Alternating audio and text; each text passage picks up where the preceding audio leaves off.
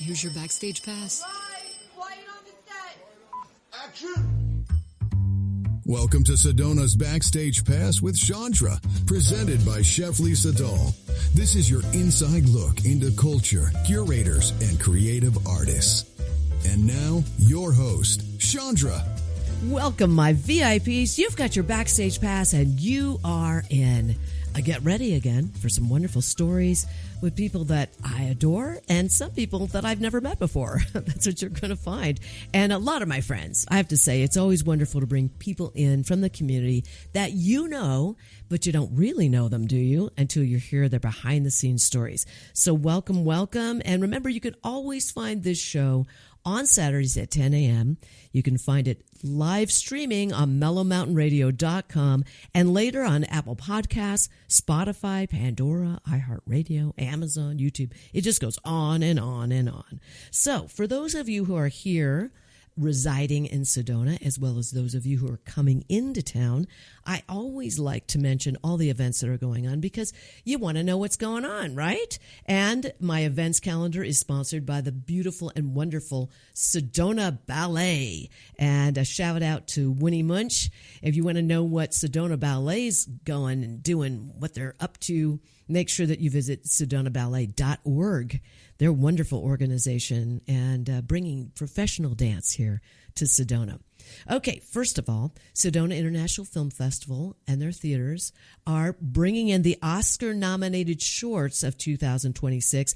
They had a wonderful festival. I was a filmmaker in there with Dev Ross and Amy Waddell, as you know, had a movie in there. And now that it is finally over after 9 beautiful, wonderful film festival days, we're going right into showing the Oscar-nominated shorts of 2026. This is going to run daily through March 12th, so the categories are animation, live action, and documentary programs. You can get all the information and the tickets on SedonaFilmFestival.com. Also at Mary Fisher Theater, and that's where that's happening, by the way, Mary D. Fisher Theater and Alice Gill Sheldon Theaters there in West Sedona. Also what's going on is Sedona is having a poetry slam. It is actually called Sedona Poetry Slam. It's a high-energy competitive performance art. If you've never been, you gotta go. And that is on Saturday, March 7th at 7:30 at Mary D. Fisher Theater. Tickets are like $15. You're going to have a great time. A lot of fun. And let's see. We also have the Met Live with Othello there at Mary Fisher on Sunday. That's tomorrow, March 8th. Yep, and also Thursday, March 12th at 7 p.m. And let's see, oh yes, the In the Living Room Music Series. The In the Living Room Music Series with Christy Fisher. She'll be there with her stories and her beautiful songs that she's written. That is always on every other Monday, and this is Monday, March 9th at 7 p.m. at Mary D. Fisher. So that's all happening there.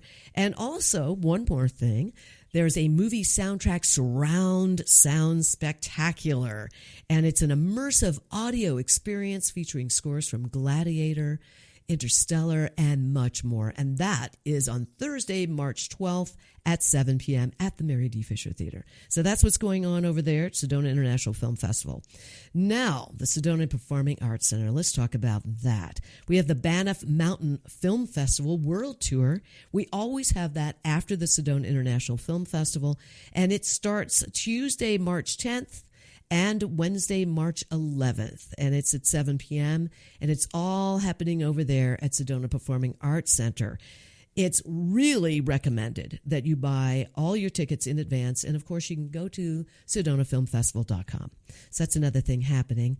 Let's see, what else is happening? We have, this is really fun, a Golf and Glow event on March 13th from 6:30 to 9:30. And it is at the Sedona Vista Village. It's called In the Game. That's where that's going to be. The ticket information in that you can reserve a what they call putt and play package online. And so I'm going to tell you where to go to do this. It's like 18 holes of glow-in-the-dark mini golf. Lots of fun. A live DJ, a glow dance floor. You can also light a cup at the checkout for extra vibes, as they say. It's very funny. So go to inthegame.net/events. okay? And check the Sedona Village location right there. So now I have the great pleasure of introducing one of my favorite persons in the wide world. That's the number one thing. And also he's a sponsor of this podcast, and I love this guy, and the community adores him. Thank you for being here, Luke Sefton, owner of Sefton Engineering. I love it. Thank you. Thank you. Well, with friends like you, it's easy to have. Thank you, Luke. It's so great. That. It's so great to have you here. You get to come once a month, and it's so much fun. Mm-hmm. And I got to tell you something. Somebody said to me just the other day, because we were at the Sedona International Film Festival. Yes. Right? You were there for the premiere of High School Detention, the musical. Fantastic. Thank you. And it was wonderful. A really amazing experience, which I'll talk about much later in the show. But I just have to say, somebody said, we need to create Sefton Engineering, the musical. I was well, now that would be very cool. After I saw your writing and what you did with the high school musical, I'm like, well, she needs to do some more musicals. That was excellent. So I'm going to approach Deb on Sefton Engineering, the musical. I'm thinking to myself, who do we cast as Cherie? Who do we cast as you? I mean, I gotta really think type.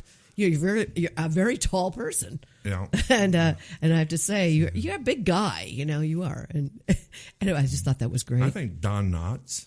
Don Knotts. We'd have to make a very special call for that. Yeah. He's no longer with us. That'd be like, well, that might be actually right in line with your past. Yes, it would be.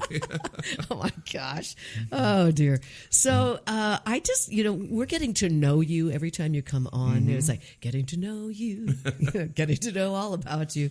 And so I do know that you served in Desert Storm. I did. And this is like 1990, 1991. I remember it well. Yeah, all those dates kind of went together. It's like I know, right? I have to go back and look, but yes, I was there.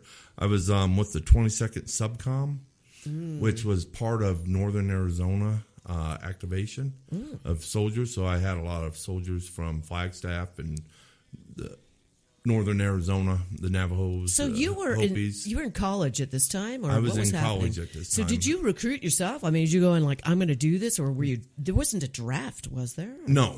I was already in the National Guard. Oh, okay. You'd already served. I'm been serving. Yeah. Oh, yeah. okay. And so I had a unit up in Flagstaff, and then they needed more ordnance people, so we all got activated to go over to Desert Storm. Okay. Got there shortly after the ground war, and then they go, well, they gave us a choice to stay in the port or to go interior into what's called KKMC, King Khalib's Military City. It's out in the middle of nowhere. And so I don't know what the rest of them were thinking about, but I thought, well, it's summer. It's hot and dry in the interior of the country. I want to go there. And it's hot. It's not just warm or hot like here. And we think it's hot here. So, yeah. And I was driving a Humvee and blew a radiator hose. Oh, my Lord. Luckily, we all had to keep water in our vehicles. So I had a case of water, but with the heat, it was boiling. I know that there's a lot of different opinions about going to war and serving the country. Number one, regardless of how any of us feel about war versus peace and all of that, and so many people feel this way. We recognize you and thank you for your service, because this is not an easy situation. Nobody wants to do this. It's not like you're gung-ho and you're going to just go and, no. And it's not fun. And it's very, I want to hear about these stories. Yeah. I do know this. I have a friend who was my bass player in my bands in the 90s. Okay. And later, and still working for Court TV and also Headline News. And all, that's how I got that gig, too. He was going and doing video and audio and stuff like that, and went to the Saddam Hussein trials. Oh, wow. And when he went, he was flown in one of those planes where everybody's sitting shoulder to shoulder and you got your backpacks. And he was telling me about these planes and how hot it was, how scary it was. As they're staying in places, you can hear bombing and all that stuff. And this was not an easy gig for him. They paid him a lot of money, though. I'll tell you that. Shout out to Greg Yahtzee. But tell us what this is like. You had served, you were serving, but you hadn't gone to a war. I had not gone to a war. So how did you feel? about going there? It was nervousness, but exciting. You know, it was kind of like what we were going to do, and you know, it's like, okay, we're doing this, but again, you know, you don't know. You know, of course, the following on wars with Iraq and Afghanistan had a lot more IEDs and stuff, but and you're going there for what specifically? What was they your were gig? To handle ordnance, explosives. Oh my gosh! Yeah, missiles, but storage and distribution. So you weren't but you were in danger zones, correct? We were right in the middle of it. Yeah, Oh, it's my like gosh. no. So there's like bombs going off around you? No, And no. The ground war was over at that point. Oh, and so okay. it just had ended, and we were cleaning up. Oh, and okay. so, yeah, in the middle of KKMC, they had huge storage of ammunition. I would go out and find grenades. Or remember the old legs pantyhose cups? Yes. And you would pull them open, and and you get the little egg out. Yes, yes. Think of that as a grenade. The cup is covering the grenade. Okay. In there, and I would go find all the cups. Oh, but geez. no little egg. Yeah, so the question of the day was, were you nervous? I mean, you could have found something. It could have blown right up. Oh, yeah. We always had to be very careful about where we were stepping. I had to, you know, and there was a few times I had to go out into to identify different ordnance and stuff, and you know, go through minefields. Oh, so, Lordy. You know, you do it. You only do it if you absolutely have to, and you know, there's a lot of precautions that you take, and you know what to look for. You really have to, you know. Oh gosh, I can't even. That is scary. That's so scary. Somebody could be buried, maybe, and you wouldn't know. Yeah, like something could be a bomb or right. Or, I mean, it's not just a lot of about, times it's mines. Ooh. I had after a while I was sent to Kuwait to handle all the ammunition because they had a big problem up there. To get it all under control, and you know, I would get called every time they found unexploded ordnance. You know, and I'd have to go identify it. And I was like, you know, the show CSI came in after that. I'm like, when you walk into a room, you don't see the one little hair of evidence there. You see 100 possible explosions or whatever, trips or triggers. You know, it's like you see a string going there. They're going, that's not right. What's it going to? Oh, dear and so, Lord. Yeah, when you walk into a room and you know there's unexploded ordnance in there, it's like everything looks like something. And a lot of times I just say blow it in place. I'm not going to risk my life to move it. So when you say blow it in place, what does that mean? They blow it up. They'll take a little bit of C4 or a blasting cap, depending on what it is. I mean, but you're close enough to see it. It's odd, right? Yes. So you have to get the hell out of there, so to speak. Yeah. So then I would call the Air Force EOD in, and they would come in, and they just, if it's depending on what it was, sometimes they would move it, but a lot of times if they were worried, you know, they would just, you know, put a little C4 on there. Everybody get out of the room and what is blow C4? it up. What is C4? Oh, I'm sorry. No, It's, that's okay. Plastic explosives. Oh, okay. Military. It's like Play-Doh. Wow. So. Oh my gosh! And how many times did that happen that you were correct? Every day. Oh my! So when that happened, how long did it take them to you have to identify that there's something weird, and then they have to come in? How long does a procedure like that happen before they actually blow it up? It might be a day. Oh. So what happened? Well, in Kuwait, when anything happened like that, if they found earlier there was a big accident that blew up all the war reserves in Kuwait, and so all the grenades and submunitions and everything else went all over base. So they were always finding this stuff, and every time somebody would call in to report an unexploded ordnance, the sirens go off, and no matter where I'm at, I then have to go to the headquarters. They tell me what the situation is, and then I go out and I'll go, okay, that's just small arms, no big deal, you know. So I want to ask, I want to ask you a question, because this is on everybody's minds about anxiety and about how to cope with that. And I mean, I read a while ago that if you wake up around 3 o'clock, it is your cortisol levels are supposed to be, you're supposed to be resting between 3 and 4-ish. And that is the time. If you wake up around that time, which I did last night, by the way, it means that you're not getting the rest you need for your cortisol levels to go down, and you're really anxious about something. Oh, yeah. And I was up for an hour. So that kind of tells you where I'm at, right? Because a lot's been going on. And my question to you is, how did you cope with the anxiety every day? You know, were you able to relax? You know, one of the things I did, because I dealt with it was an enormous amount of stress. I had a lot of visibility on me. Yes. What happened there was really bad, and I had to fix it. So it was very stressful, and I would get up. We had a Baskin Robbins on base there, and I'd go get a banana split. And I would sit down and eat the banana split, and then I'd go back, and I would have everything figured out. But I would have to, when it got really bad, I would go walk down, get a banana split, take a little break, because it's like 18-hour days. I slept next to my desk, and I was all over Kuwait and part of Iraq. And you never knew when you were going, apparently, because things would be called. You'd be called to go out. Yeah, well, that was above and beyond me just storing and distributing ordnance. You know, and ordnance in this context means missiles, small arms, rockets, explosives, ammunition. So it's supplies. Explosives. So the whole thing with being alerted every day was above and beyond what my actual mission was. So that's intense, because that's a hyper-vigilant situation.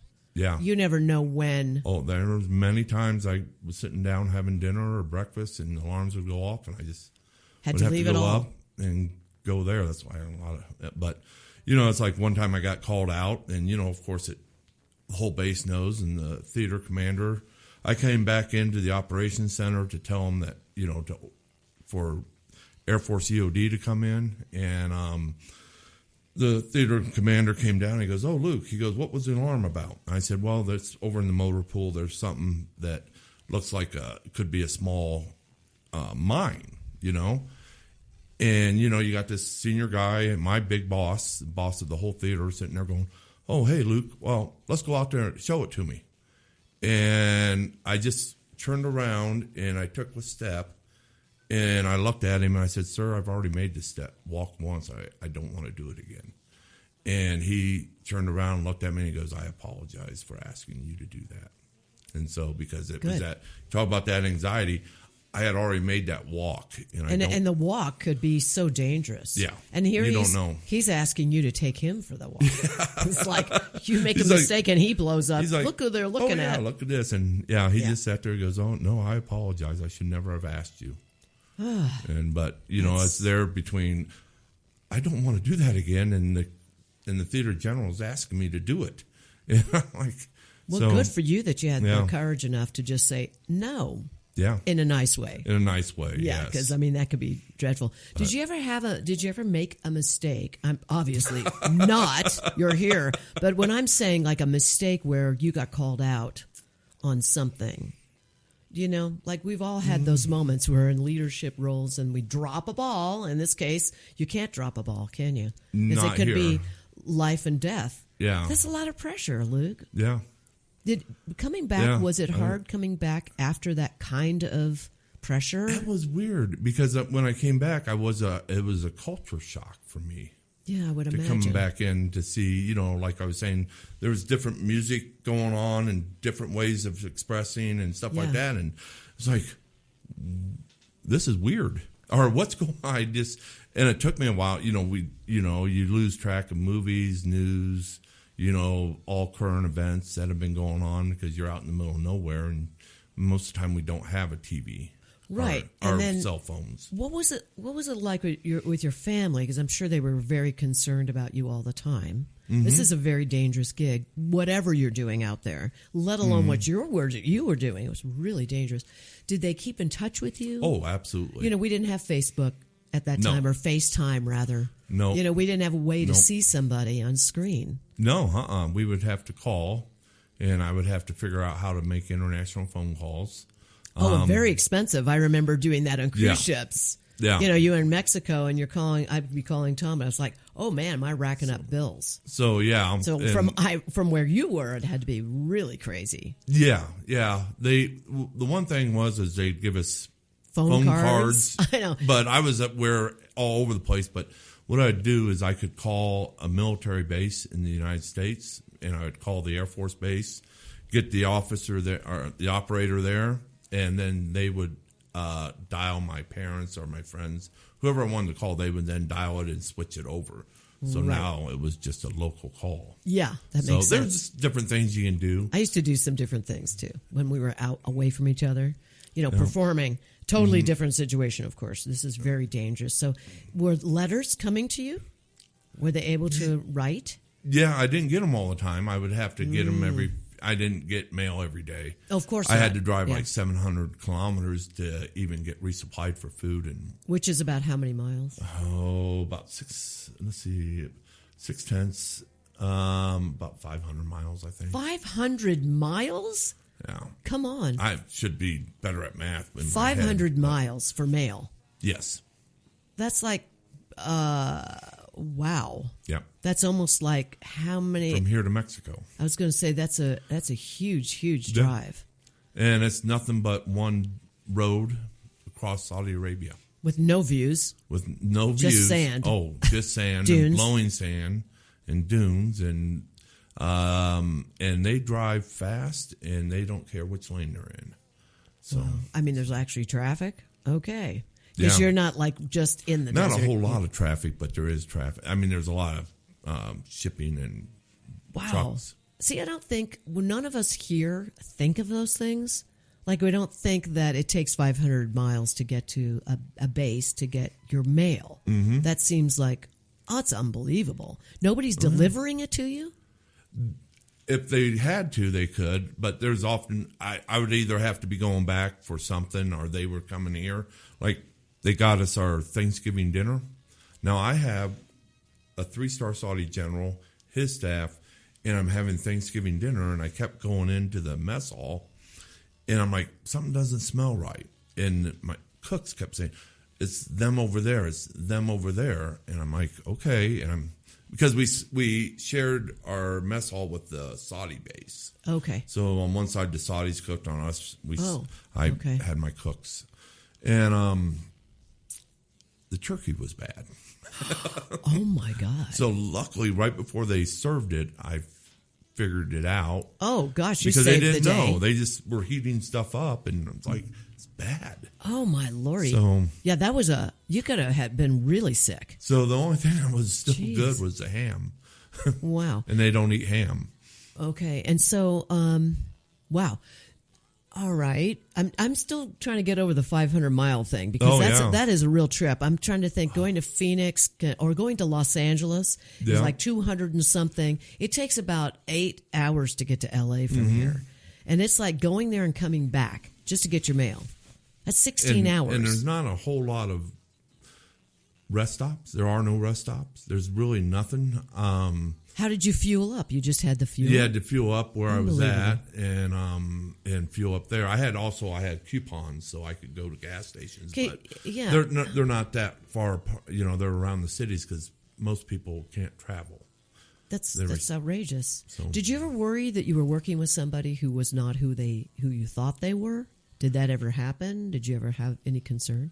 As far as U.S. soldiers or the Saudi people or anybody for that matter, it could be anyone. They were always very respectful, and I got along fine with them. Is that I did have a Saudi general that was I think was, as people said, he was just crazy, and I probably drove him crazy. Well, you are a trickster. I have to ask you, did you ever do any of that kind of stuff? Trickster type stuff? Oh, a little bit. But yeah, there I was, that 3-star general at that time wanted a bribe from the U.S. Army. And I said, I'm not going to do that. And so we got in a disagreement, and I kept going over and briefing him on what the Army's procedures are, what we were doing. And, he's not going to get the money. Well, then he started harassing me. He sabotaged our generator. Oh, my gosh. And then our generator, then I got the new generator, and I was down the road and said, hey, we got to go. But, yeah, anyways, so he sent the MPs over to arrest me. Oh. The Saudi MPs. Oh. And I ran out the back door and ran into his office and said, I'm here. Oh, my gosh. He I had love to it. deny it. But, so, that's very funny. So, well, thank you for sharing all this. People don't realize how intense this is. We kind of imagine it. And if you haven't served, if you've been in a country like that, anywhere so far away, where the environment is intense and a lot of danger. Thank you for sharing that. I hope to talk to you more about this because it's so interesting. You'll come back next month. Yes. Maybe we can pick up where we left off a little bit. All right. Thank you, Luke, for being here. You're welcome. Luke Sefton of Sefton Engineering. Go to him if you need any engineering for your home, your places, your buildings, any of that. All right. I'll be right back. Stay with me.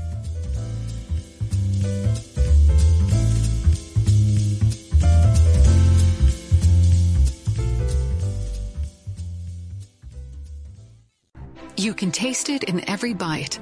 For over 30 years, Chef Lisa Dahl has redefined what it means to dine in Sedona, serving soulful, handcrafted cuisine inspired by love, artistry, and community.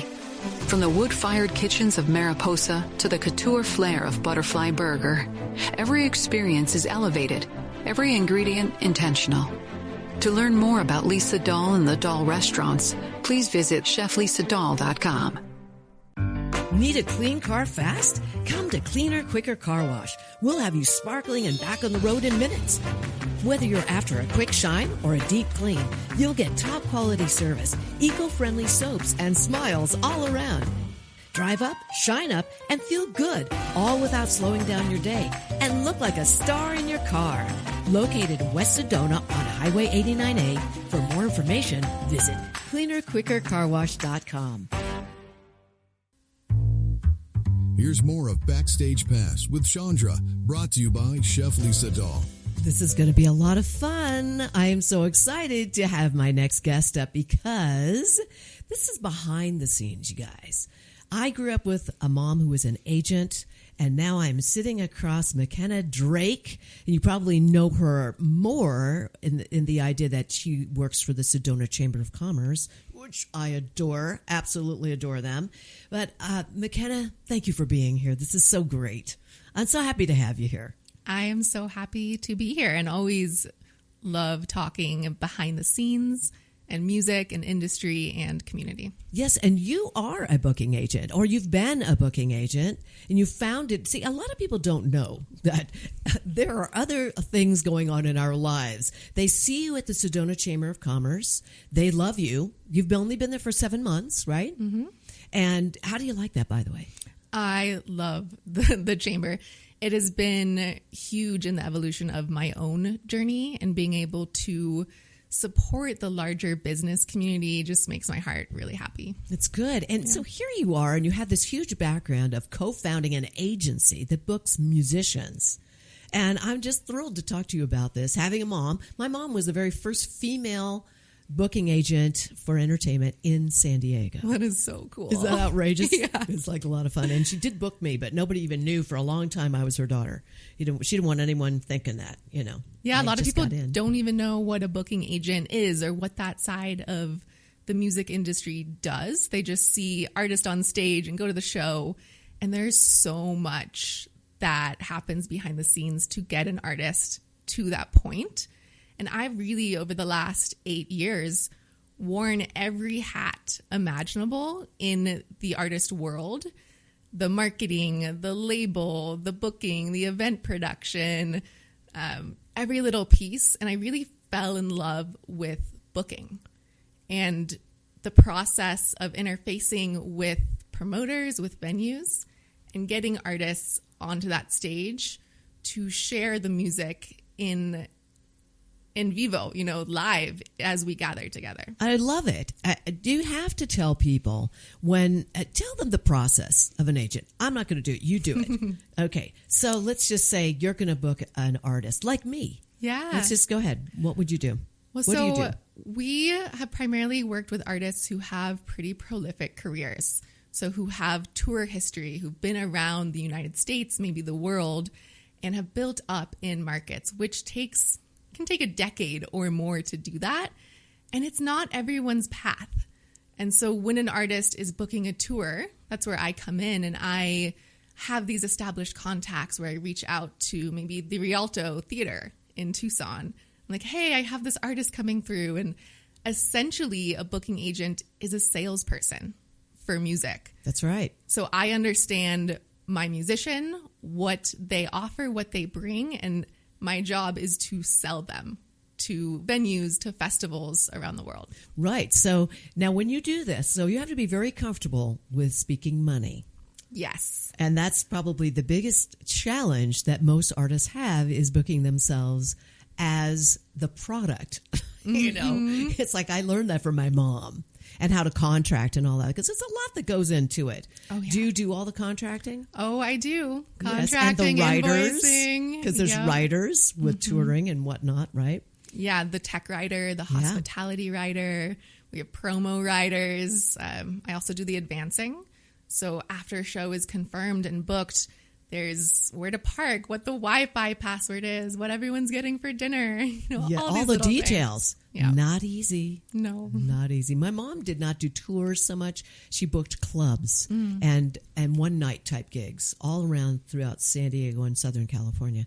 So that's a whole different kind of thing, but similar. So now, what is the best part of it? What's the best part of it that just really knocks you out doing this? I mean, it's so relationship driven, and that's what I love about the work, is being able to make friends and build professional relationships that I come back to year after year. And like anything in life, there are the high moments, and I think in the music industry in particular, the highs are very high. And the higher you go, the lower you actually have to come down after that. But to be backstage, you know, at a big theater and see thousands of people in the crowd soaking in a transformational experience, like, that's the why. Okay, good. Now, so let's talk about these musicians, because they're not rockers. No. These are more like new age artists, are they not? Yes, new age and world music. Okay, good. So Parangi, am I pronouncing his name properly? Parangi. It's so tricky. It is. Porangi. So like you're pouring on ghee. Ghee, the clarified butter. Porangi. Parangi. Yes. I did it. I said it. Okay, I know him. He's wonderful. And he's not here often. Yeah, so he's lived in Sedona, I think for 15 years now. He was in the Valley prior to that, and he's a world soul musician. So he's a live looping artist, and he has cultural history in Brazil and Mexico, and deeply rooted in the Southwest as well. He's a sun dancer, and his music is a prayer. It's a deep transmission, and his whole philosophy is around music as the medicine. Wonderful. And music is medicine. It is a language that everybody can actually speak. Yep. You know, if you know how to read, you can get together and boom, different countries all together. So I know you've worked with a lot of people, like, for instance, you lived with and worked with Deva Premal. Incredible. And her husband, Miten, I came on board as their online community manager. So I was managing all the marketing. And I actually went down to Costa Rica, where they now have a house. They were fully nomadic, I think, for 50 years. 50? Yes. 50? 50. What? And just settled down in Costa Rica. Miten is in his 80s now. Oh, I had no idea. And they still tour. They were just in Sedona this past year at the Performing Arts Center. It was beautiful. And they're actual angels, like really good people. And all the artists I seek to work with really walk their talk or sing their talk in a way that is real. Wonderful. And needed. Yeah, that's right. It's lovely. Lovely. So I have to ask you, where did you grow up? I grew up in the beautiful Boulder, Colorado. Okay. So mountain Colorado girl at heart. And I grew up in the bluegrass music scene. Yes, you were also playing fiddle, if I got this right. And I don't know how many people know this about you. It's so good to get to know you. Yeah, so few, because it's not I still do play music, but I so identify as everything besides the music that it's not a part of myself I'm cultivating currently, but it's definitely a part of my soul. Okay, so how many years did you play, and did you study, like, did you really study it? Yeah, I studied classical Suzuki violin. Okay. Excellent. From, very small. Mm-hmm. And I actually got really into busking. That's great. On Pearl Street Mall in Colorado. How old were you when you were doing that? I think I was 10. I was going to say, and I made $2 a minute. Ooh. Which for a 10-year-old, took me a while to get back up to that hourly. I have to say, that's not bad. That's actually good. Really good. Yeah. $2 a minute. It helped that I was very cute, but. Well, and I'm sure you played well. Yes. Yeah. The fiddle tunes just, people love them. That's so good. And how many years did you play? Probably about 12. 12 years? Yeah. And you're not playing? No. Makenna. I know. I need to. I actually did open up my violin case recently, and I have bow bugs. Oh. I know. So I'm looking for a good luthier if anyone has one. Oh, my gosh. I'm going to have to put you together with the Fiddler on the Rock. I asked him recently. Did you? Yeah, Tyler's great. Yeah, he's awesome. Mm-hmm. I love it. He was here on the show. He's wonderful. Mm-hmm. Okay, so now your family, your mom was involved in music, I think? Yeah, she played hammered dulcimer growing up, and we would have gatherings of, 30 women in my living room with their hammered dulcimers, and I just remember it being such a great way to gather and to come together and to speak without language. The sound of that must have been just over the top. It was excellent. Oh my gosh. And this is how you're growing up in Boulder. I love it. How perfect. Yeah. Your dad, was he involved in music at all? No, not at all. But when I was busking, he would sit on a nearby bench and just, read his newspaper. How long would you just go out there for like an hour or two? Or you go. I'm just I'm impressed. That's so very, very, very cool. So now I know that you've got a lot happening here. Although I do want to ask one more question. I have got so many, actually. You moved to Sedona when? When did you move? Was like 2018, 2019, somewhere in there? Yeah, I spent a couple summers here. Okay. I originally came here to live and work with Parangi and his wife, Ashley. Okay. So I moved into their house and just worked with them 24/7 for a couple summers, and then I would travel in the winter. Okay. And I came here full time, I think later 2020. Oh, okay. Okay. And now 7 months into the Sedona Chamber of Commerce. Yeah. And what do you do for them? We got to talk about that just a little bit. I manage membership and partnerships. So I'm in, somewhat of a sales role because I love sales and love talking money and giving people benefit.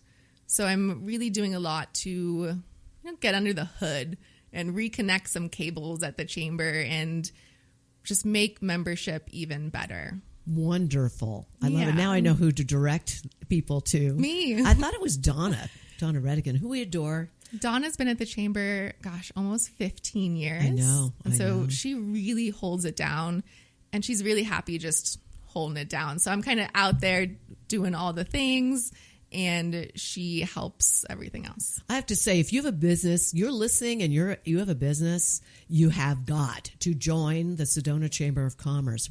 Tom and I have been with you guys for over 23 years. Wow. It was the first thing we did before we even moved here as we joined the Chamber of Commerce. It is a gem of a chamber, by the way. Mm-hmm. David Key, the executive director, is just awesome. Yeah, I honestly had no idea what a chamber even did before I got this job. Wow. And as soon as I found out just how much the chamber helps the business community, it's a nonprofit, it's member funded, I was a yes. And really what got me on board was David Key and his leadership. So I was really excited to be a part of this new chapter of the chamber and give back to the community I love so much. Yes, and he's a musician. Mm-hmm. I'm going to get him on the show too. And a big shout out to Kara because she's awesome too. And Doug, and it just goes on and on and on. Just fantastic people to be working with. So now, if I were to ask you, what would you say to an artist who's never done business before, because you deal with money. I do know how to book. That's one of the things that I've actually been able to mentor people with this. But I want to know from you, what would you say to someone who's scared to talk about money, as in booking themselves somewhere? Yeah, just know your worth and know what your goals are. Not every musician needs to have a music business. Like it's a lot and it's hard. And your trajectory, how you price yourself, what offers you go after or say yes to will be impacted by your goals. Like, where do you want to go and how will you get there? You're maybe going to have a different price for a show you really want to do versus one that is reaching out to you. So there's never a set way. And I really encourage artists to just stand in their power, to not give too much away, for free, to know what you need, but also know the value of relationship and opportunity. Yes, I hear you on this. I always think that it's better to ask for more so that you can move down as a salesperson. And oftentimes that is what is needed. I mean, all the time, actually. You ask for what it is that you would really like to have, but then be flexible enough to negotiate. Yeah. That's where I come from on this. And also, it is important, isn't it, to build those relationships in your community by gifting your performances, gifting your talents, your time and talents. What do you have to say about that? If you were to talk to young artists about that. I mean, it all starts local. If you're wanting to grow your career, if you're wanting to tour nationally, internationally, you have to prove that it works on a local scale. And what a good place to experiment, to be able to build these relationships with people like yourself. Like if I were an up-and-coming artist here, I would absolutely invite you to coffee. Just sit and chat and talk and find out what the scoop is. Exactly. And so plugging in that way and being able to just grow from the ground up, there's nothing like it. That's good. I love that. I do. What do you say to a young artist who wants to be famous? Are you sure? Yeah, that's a good answer. It's a path. And it is. Some people are destined for that. And I absolutely support that if that's what someone wants. But that's a music business. And you have to really, really want it and know that there's going to be a lot you will sacrifice along the way. Yeah, I know. Young people don't realize what that's about. And I even think people who are not so young don't understand that part, how difficult that can be. And we're watching artists that are dealing with things that we never, and my generation never dealt with. The craziness that happens at concerts and the new things, right? Yeah. The threats of all kinds of stuff. It doesn't get easier. No. Tell me, what's the wildest thing that's ever happened to you in what you've done with artists? Do you have a wild story for us? Oh, gosh. Behind the scenes. It's not too torrid. I mean, nothing too crazy. With the artists I work with, especially at shows, we attract a really good group of people. Right, but did you ever have anything happen where it was just every little thing went south? All the time. Yeah. Yeah, I mean, I call those fires. And so it's my job as a booking agent to put out all the fires. And I guess there was a show in Taos with one of my artists, Mamuse, and I got a call the day before the show, and they're like, hey, the fire department came in and they're shutting us down. Oh, gosh. And the artists were on their way. So things like that. Yeah. How did you get through that? It's tough. We took ticketing offline, kind of took it on the DL, sold some more tickets on Venmo, and said some prayers, and the show went on. Oh, so you still did the show there? We did. Oh, my gosh. Tell people what DL is. On the down low. On the down low. Okay. Did you pack the house? We tried not to. That was their concern. The issue? I see. I see. Can you imagine anybody listening, if you're an artist listening, it's like, we don't want to pack the house. Oh, that is seriously wrong. A little sad. Yeah, yes. That's a bit sad. What else? Who was the craziest person? I mean, I don't want you to mention names, but did you ever have an artist that was just uncontrollable? I am lucky enough that I get to choose the artists I work with. Oh, good for you. But I did work with a Sufi Qawwali band. A Sufi Qawwali band. You don't hear that every day. I love it. And so they were a 7-piece ensemble coming from all around the world. Wow. And I toured them in 2024. We stopped at the Global Center for Christ Consciousness here in Sedona. And they were just a little bit of a unruly group of guys with very devotional music. That's funny. But that was a hard tour to put together. Was that like herding kittens? It was exactly that. How many again were there? 7. 7. Yeah. And it's expensive. You know, a lot of people don't think about it, but touring as an artist is not very glamorous. Not at all. And it's very expensive. So it can be a great way to build an audience. It can make money, but oftentimes it doesn't. It's really more about selling the records, right? The singles, the getting people online, getting people aware of who you are. And it used to be about selling CDs. Now it's not. And so musicians could really make up that difference in merch sales. Yes. Which merch is still a brilliant avenue. We have a great merch gal here. I'll give a shout out to Keelan with Vortex Visions. She does all of Parangi's merch. Wonderful. Really good stuff. And even with Deva Permal and Me10, like people see them and think of them as very successful musicians, which they are. But their tours often kind of like break even because production expenses are so high. They have these tour buses, the whole staff, and they make up the difference in merch. Yeah, that's where it always is, isn't it? Mm-hmm. I mean, even the bigger stars, they're making the money. They have a lot of people to pay. A lot of people. Lots. And besides their own personal things, like their press people, their concert manager, the one that goes out. When you are touring someone, do you go out on the road? Have you ever done that?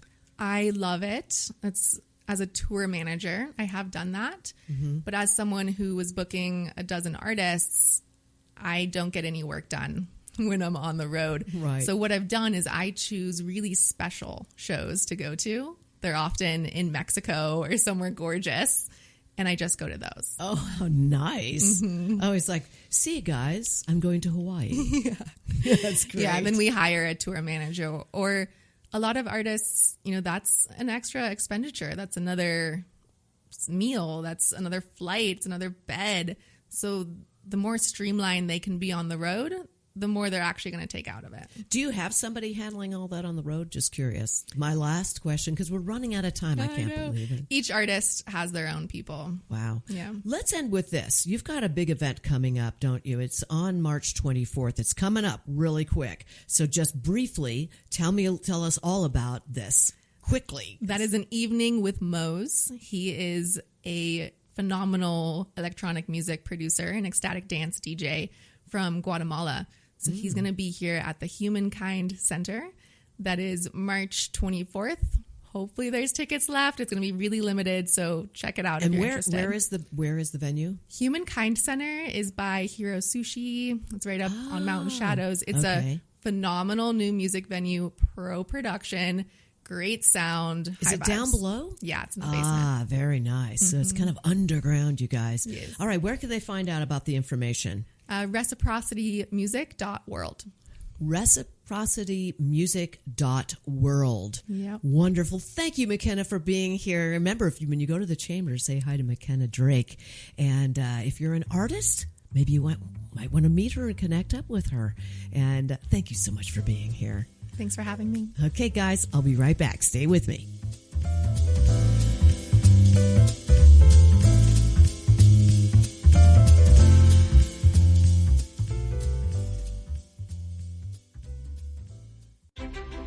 You've explored the trails, stood in awe of the red rocks. Now, discover how Sedona became Sedona. The Sedona Heritage Museum tells the story of Red Rock country, from ancient cultures to today's vibrant community. It's interactive, family-friendly, and open year-round, indoors and out. Sedona Heritage Museum, preserving and sharing the soul of Red Rock country. Plan your visit at sedonamuseum.org or call 928-282-7038. Take a deep breath. breath and let it go. At Sedona's New Day Spa, your escape begins the moment you arrive. Enjoy luxurious massages, rejuvenating facials, and native-inspired body treatments. Every moment is designed to restore balance and renew your spirit. Voted Sedona's Best Day Spa, this is more than self-care. It's your sanctuary.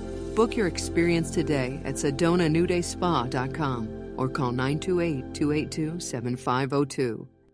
When your project demands precision, experience, and trust, turn to Sefton Engineering Consultants. From expert civil engineering to construction management, we deliver real-world solutions that stand the test of time. With over 30 years in the business, Luke Sefton's team is committed to getting your project done right, on time, and on budget. Sefton Engineering Consultants. Reliable, experienced, personal. Learn more at SeftonEngineeringConsultants.com. Here's more of Backstage Pass with Shondra, brought to you by Chef Lisa Dahl. Oh, I have to tell you, I always love it when Luke is in the studio. Oh, well, there we go. You know what time it's for. It's time for my shameless Shondra spot.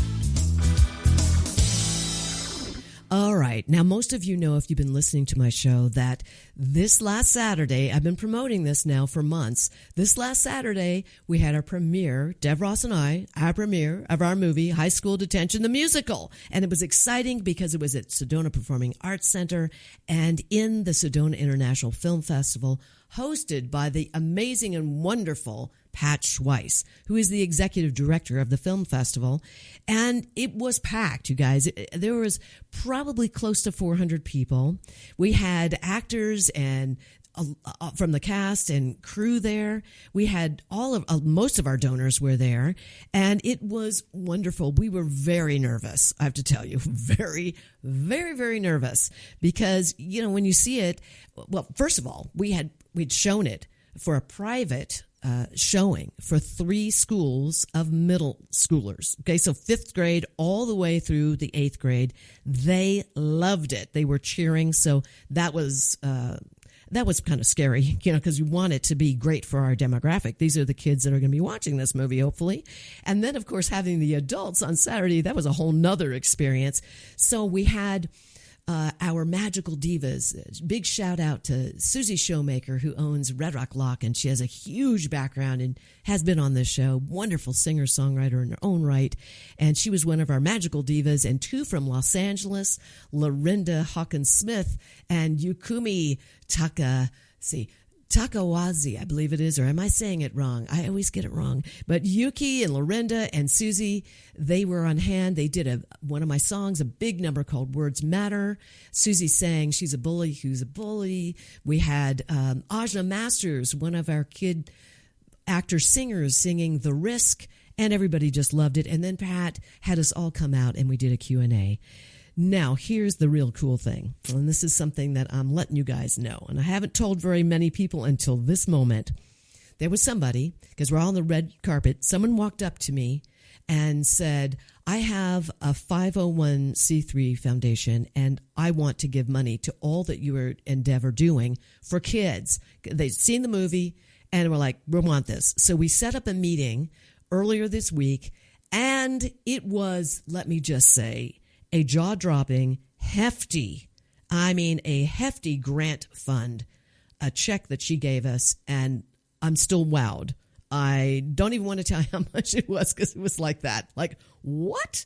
Anyway, this happened at the Sedona International Film Festival. It's one of the best film festivals in the world. It's in the top 25, and I'm just thrilled that we were accepted in. And thank you to Patrick Schweiss, the executive director of the film festival.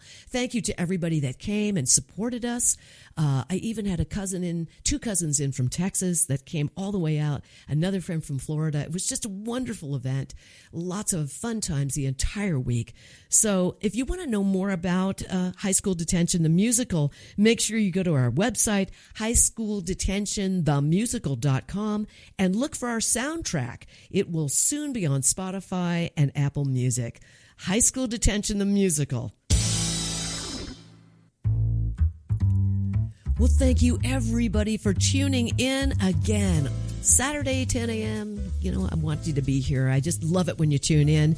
Remember, if you miss it, you can always visit Spotify, Apple Podcasts, and more. And I wouldn't be doing the show if it wasn't for my sponsors, or should I say weren't for my sponsors. So I'm going to thank them right now. Sedona Heritage Museum, Sefton Engineering, Cleaner Quicker Car Wash, Sedona New Day Spa, Sedona Ballet, and my presenting sponsor, the Dahl Restaurant Group and Chef Lisa Dahl. Thank you, all of you, for that great sponsorship. And also thank you for tuning in, of course. And, I've got to thank my engineer and producer, Ryan Thompson. Ryan always makes my shows sound so good. And the owner of MellowMountainRadio.com, Chuck Helstein. Thank you, Chuck, for everything that you do. So remember, everybody, get your VIP pass out. Be here on Saturdays at 10 a.m., MellowMountainRadio.com. And you can always find it on all those other streaming channels. And in the meantime, you have a wonderful, wonderful day, weekend, and a great week ahead. And I will see you back here on Saturday at 10 a.m.